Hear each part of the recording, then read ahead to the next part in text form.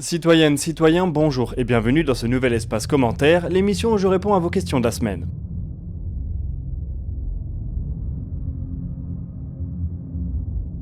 Aujourd'hui, on va démarrer avec la question de Rick et on va parler de trous noirs. Tu n'as pas parlé du Mid Black Hole remis sur le tapis par la NASA hier. Bonjour Rick. Ces dernières années ont marqué des progrès importants sur le front de l'observation et de la compréhension des trous noirs. On a pu assister à leur fusion par le biais des ondes gravitationnelles, et une collaboration internationale a même pu produire une image des environs immédiats du trou noir supermassif de la galaxie M87. Mais il existe toujours un grand nombre de questions qui entourent ces astres.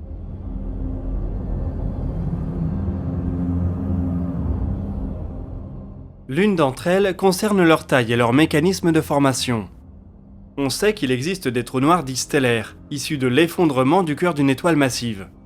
Il y a aussi des trous noirs supermassifs, tels qu'on les retrouve au centre des galaxies. Ils se forment probablement par fusion et accrétion. Mais entre ces deux bornes, les choses sont un peu floues. Les observations des interféromètres LIGO et Virgo ont permis de mettre en évidence des trous noirs de plusieurs dizaines de masses solaires. Et des astronomes pensent qu'il existe toute une classe de trous noirs dits intermédiaires. Ils auraient une masse allant de 100 à 100 000 fois celle du Soleil, et seraient un peu le chaînon manquant pour expliquer comment les trous noirs supermassifs sont apparus.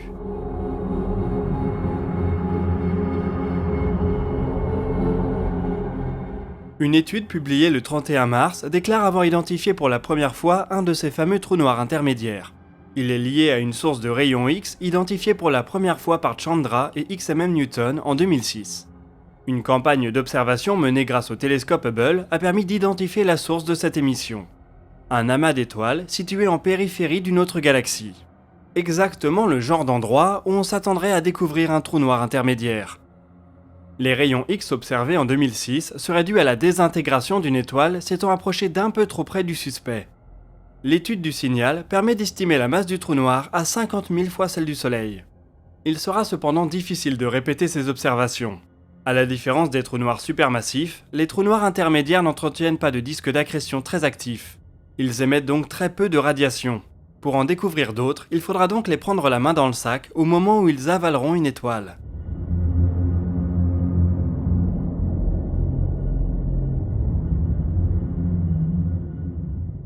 Pour la prochaine question, on va partir du côté de Neptune. Si la NASA retient finalement l'objectif de Neptune cette année, peut-on imaginer que la sonde lancée ne fasse également que la survoler et qu'on puisse ensuite par fonte gravitationnelle l'envoyer vers l'héliopause et plus loin? Ou est-il prévu que cette sonde orbite Neptune? Bonjour Olivier.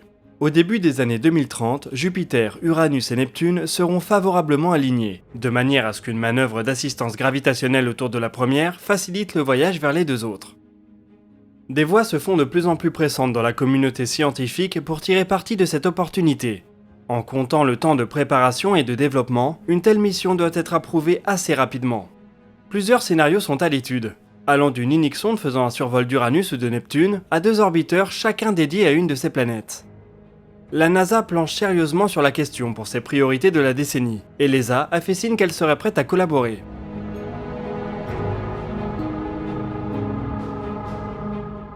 On connaît encore très peu de choses des géantes de glace.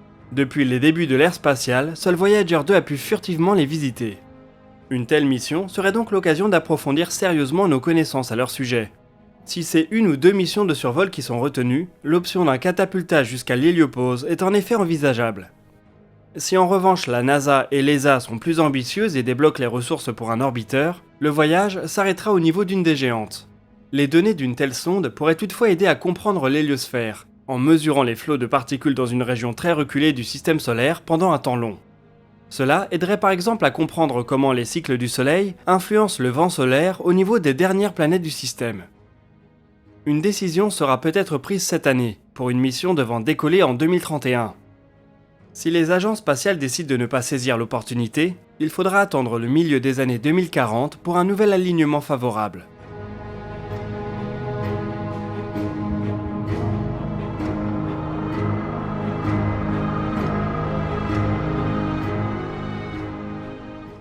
La prochaine question est en rapport avec le dossier de l'espace de la semaine dernière sur les matériaux développés par la NASA.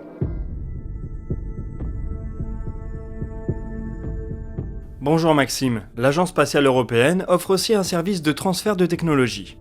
Le meeting annuel Smart Space permet ainsi de découvrir quelques innovations impressionnantes issues de la recherche spatiale. L'année dernière, il s'est tenu en juin à Toulouse. On a pu y découvrir une start-up finlandaise dénommée Solar Food. Elle a présenté une forme d'alimentation assez époustouflante. L'entreprise est capable de produire des protéines alimentaires à partir d'énergie électrique, d'eau, de CO2 et de quelques nutriments, sans avoir besoin d'aucune plante, animale ou source organique. La technologie est en fait issue de la NASA, mais c'est au sein d'un incubateur de l'ESA que Solar Food a pris son essor. Cela ne nous dit pas quel goût ont leurs protéines, mais c'est une forme de production qui pourrait permettre à l'humanité d'abaisser son impact sur la planète Terre, ou pourquoi pas de faciliter l'implantation d'une industrie agroalimentaire martienne.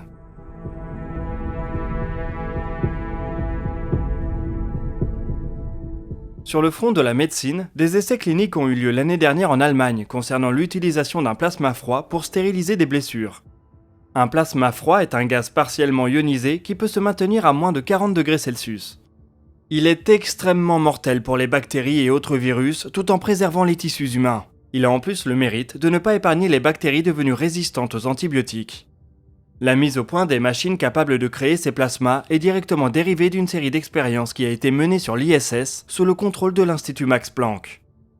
C'est une start-up dénommée TerraPlasma Medical qui a mis au point un appareil à plasma froid portatif fonctionnant sur batterie, encore une fois dans le cadre d'un incubateur de l'ESA. Il pourrait rapidement trouver sa place dans les hôpitaux d'Europe et du monde, ce qui signera peut-être une victoire dans la lutte contre les infections cutanées.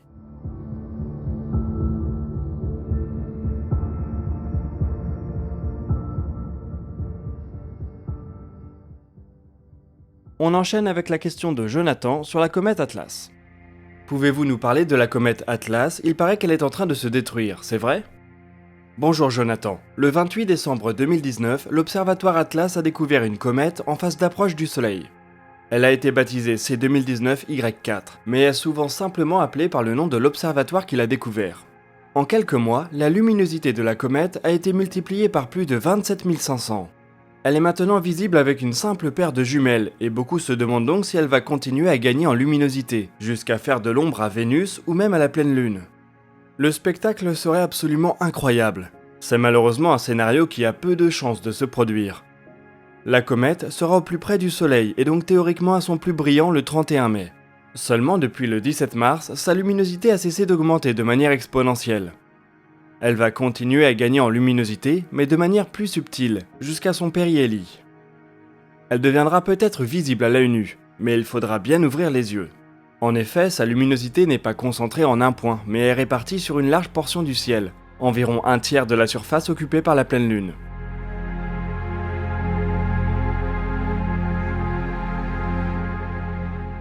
Peu de chances d'assister au spectacle sans un ciel très noir, loin de toute source de pollution lumineuse. Certains astronomes pensent qu'Atlas est un morceau détaché de la grande comète de 1844. Les deux objets semblent suivre une trajectoire similaire. Les comètes sont des objets assez imprévisibles. Si on a un peu de chance, peut-être que celle-ci finira par suffisamment dégazer pour nous offrir un spectacle inoubliable.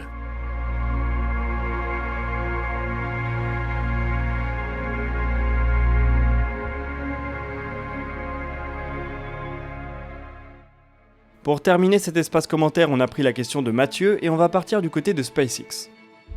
Peux-tu nous parler de l'incident qui a détruit une maquette de la Crew Dragon lors d'un test de parachute? Bonjour Mathieu. Si tout se déroule comme prévu, le premier vol habité de Crew Dragon aura lieu dans un gros mois. La NASA et SpaceX sont donc en train de finaliser les préparatifs du tir. Récemment, il y a cependant eu deux ombres au tableau. Le 18 mars, durant un vol consacré à Starlink, une Falcon 9 a connu une défaillance moteur. Le booster B1048, qui en était tout de même à son 5e vol, a vu un de ses merlins s'éteindre prématurément. Cela n'a pas eu d'incidence sur la mise en orbite des satellites, mais par contre, il était impossible de récupérer le premier étage une nouvelle fois. On comprend que cela puisse inquiéter la NASA. La Falcon 9 Block 5 ne peut en effet se permettre aucune erreur lorsqu'elle transportera des hommes.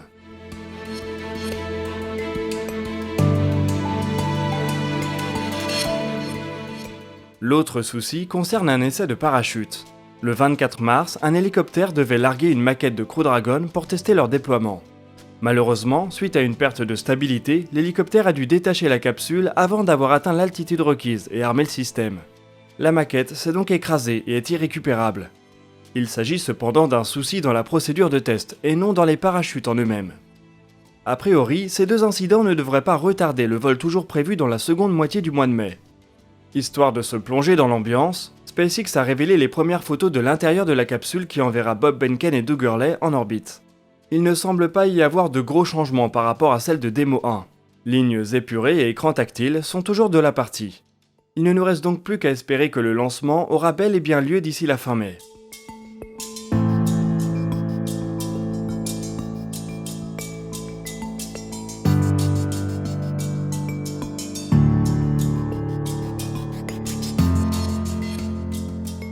Voilà, cet espace commentaire touche déjà à sa fin, mais j'espère qu'on a répondu à quelques-unes de vos interrogations.